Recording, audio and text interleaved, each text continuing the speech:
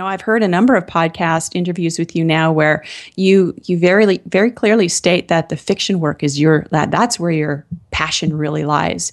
So let's talk a little bit about that. Well, I think I've learned, this is another learning thing. I really felt like the first book where I stopped self-censoring, and again, Pressfield kicked my ass on this, was my book Desecration, which is very dark. It's British detective, but there's a psychic, and, it's very emotional and very dark. And I think what fiction, we talk about death, and, there are themes in life that are very difficult to explore unless you find a way to explore them. And for me, my fiction explores, they're all stories, and I have a kick-ass action-adventure series called the Arcane series, and then I have this dark detective series with the psychic. And but all my books resonate with the themes of good versus evil. So I have demons everywhere, lots of demons, lots of death, lots of fighting against, good winning over evil.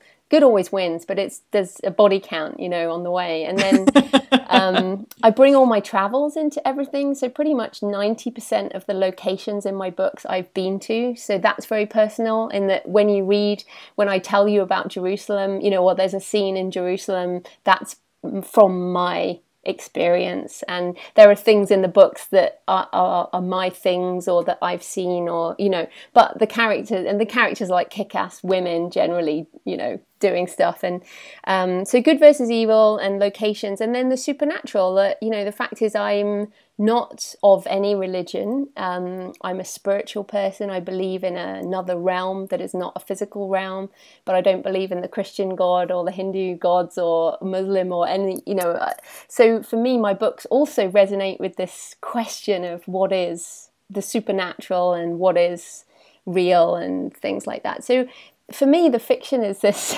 telling a really good story that's going to help people who are miserable in their jobs escape for just a few hours, but also to make people think about some bigger issues, perhaps. But mainly, the thing is with fiction, it's only a business if it sells. So my main concern is to entertain you, but equally, I would like to think it was more than just, a cheap read. So, but it's what's so fascinating is, I have these two brands. So I'm Joanna Penn, writes nonfiction and is a professional speaker. And you're talking to Joanna Penn now. And then j.f.penn is my kind of fiction side. It's the shadow side. Carl Jung talks about the shadow, and wholeness as a personality is meant to be when you incorporate the shadow into your life. And it's very difficult for us to talk about the shadow side, about, death stuff, and I have some sex stuff and some, things that might not be acceptable to talk about in public. Desecration, for example, opens with a murder in a medical specimen museum. Because when I visited this museum, with body parts in jars and babies in jars, and I went to this museum and I was like, why am I so disturbed by seeing human body parts in jars when I know that's not a human anymore? Why do we get so obsessed with physical body when if my arm, like if I was dead and my arm was in that jar, that's not me.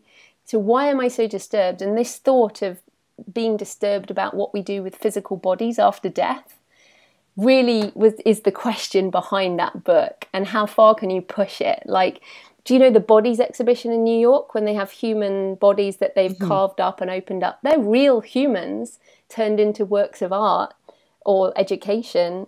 So why are these things disturbing? So, and then the second one in that series, Delirium, is about mental health and what is really, what is mental illness? Where does the continuum lie between when, if I want to drive into headlights, for example, which I do at night, I have a compulsion to drive into headlights.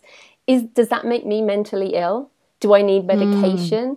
So these really big topics that you just don't get to talk about in polite conversation, I put a story around, and hopefully people enjoy the story, and then they might think about those things. That's a bit of a long explanation. I love that.